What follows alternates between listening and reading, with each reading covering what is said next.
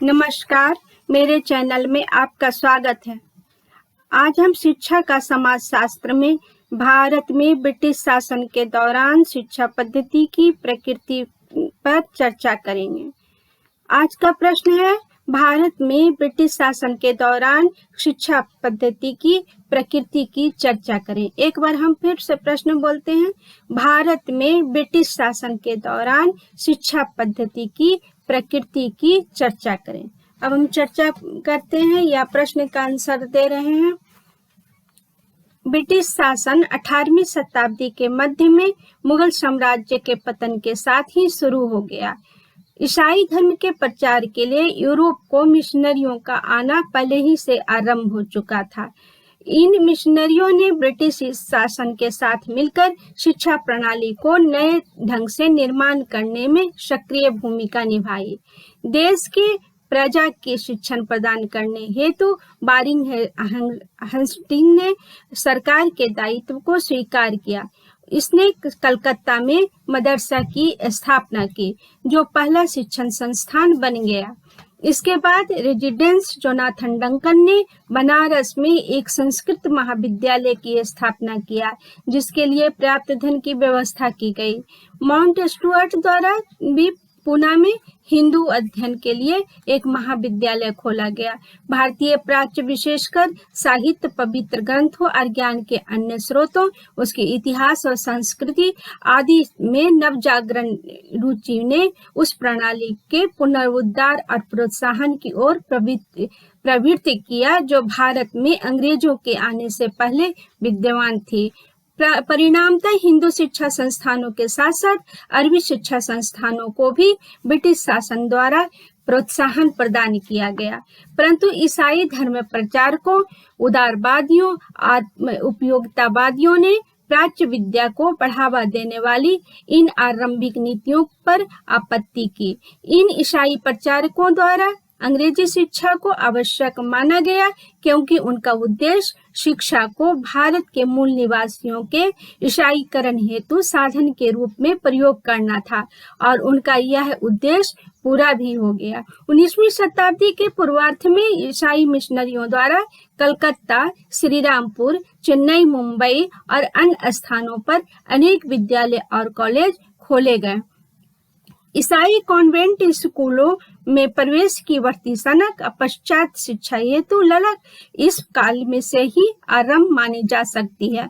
बंगाल एवं अन्य स्थानों से आने वाले उच्च वर्गों के साथ साथ मध्य वर्गों के लोगों ने भी यह महसूस करना शुरू कर दिया कि संस्थानों में दी जाने वाली पश्चात शिक्षा पाठशालाओं और मदरसों में दी जाने वाली शिक्षा के मुकाबले अधिक उपयोगी और मुक्तिबोधक है।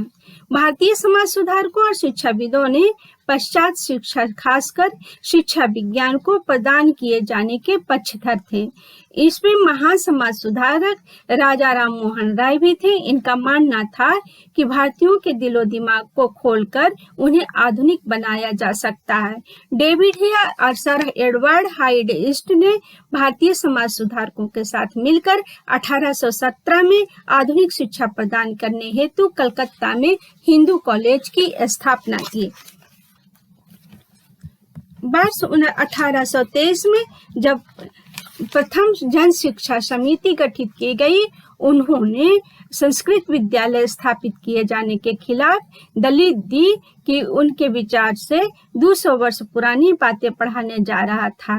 उनका आग्रह था कि गणित, विज्ञान, दर्शन शास्त्र एवं अन्य ऐसे विषयों को समाविष्ट करने वाली उदारवादी प्रणाली लाई जाए, जो उस काल में अधिक उपयुक्त थे। वर्ष 1835 में मैकाले ने जिस ब्रिटिश मॉडल के प्रतिमान के अनुरूप आधुनिक शिक्षा की नींव रखी थी, उस शिक्षा ढांचा पर पश्चात शिक्षा मॉडल को थोपने का दोष लगाया गया।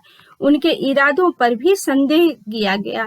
उन पर आरोप लगाया गया कि नई पश्चात शिक्षा प्रणाली ब्रिटिश शासन के लिए लिपिक तैयार करना है। यह शिक्षा प्रणाली भारतीय विज्ञान, साहित्य और अन्य शास्त्र विद्याओं को पुराना कहकर अनादर किया गया, क्योंकि भारतीय शिक्षा हजारों वर्षों से विकसित हो रही थी।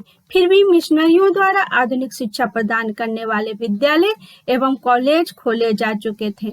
मैकाले का कहना था कि पश्चिम द्वारा शिक्षा के क्षेत्र में की गई प्रगति के लाभ से उन मूल निवासियों को भी वंचित नहीं रखा जाना चाहिए जो कि इनकी तीव्र इच्छा रखते हैं। राजा राम मोहन राय जैसे समाज सुधारकों का भी ऐसा ही राय था। वर्ष 1910 में गोपाल कृष्ण गोखले द्वारा बच्चों के निःशुल्क एवं अनिवार्य प्राथमिक शिक्षा के विषय पर उस समय नहीं माना गया के विचार को उस समय नहीं माना गया। 1920 में शिक्षा से जुड़े मुद्दों पर सरकार को सलाह देने के लिए एक केंद्रीय शिक्षा सलाहकार बोर्ड CABE की स्थापना की गई। 1937 और 1939 के दौरान इस बोर्ड ने प्रौढ़ शिक्षा को व्यापक स्तर पर किए जाने की आवश्यकता पर बल दिया और सुझाव दिया गया कि उसे स्वैच्छिक संगठनों को शामिल किया जाना चाहिए और इसका उत्तरदायित्व राज्य के कंधों पर होना चाहिए। इस अवधि के दौरान विवेकानंद, महात्मा गांधी, जीजूभाई, रविंद्रनाथ टैगोर आदि प्रबुद्ध भारतीय शिक्षा प्रक्रिया में सक्रिय रूप से शामिल रहे।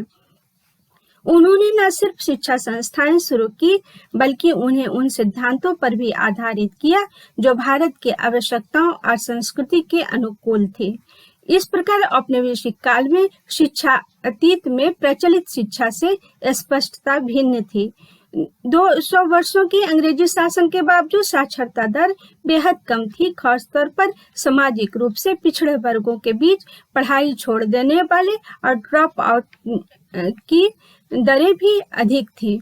शिक्षा के प्राथमिक स्तर और उच्च स्तर के दरों में भी बहुत अधिक अंतर थे, क्योंकि शिक्षा को सामाजिक सांस्कृतिक वांछनीयताओं से भी हटा दिया गया था और उसे एक ऐसी शासन व्यवस्था के आवश्यकताओं को पूरा करने के लिए अधिक उपयुक्त समझा गया जो दूसरी संस्कृति से जुड़ी हुई थी।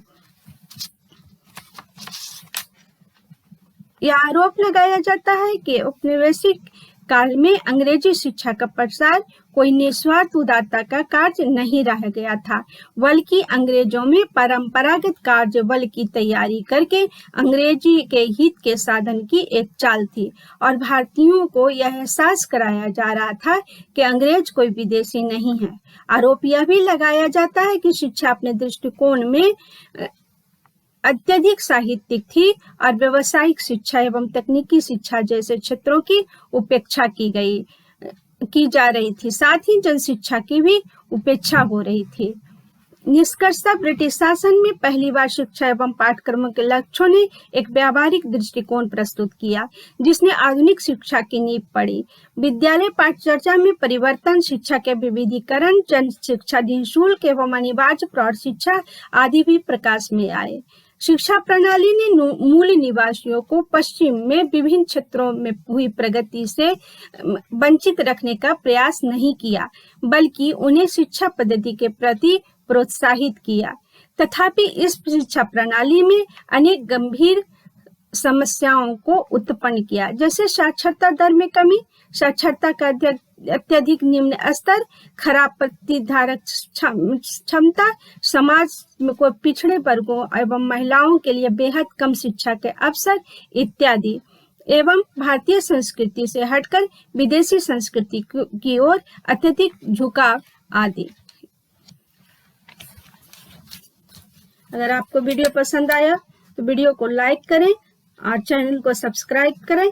नमस्कार।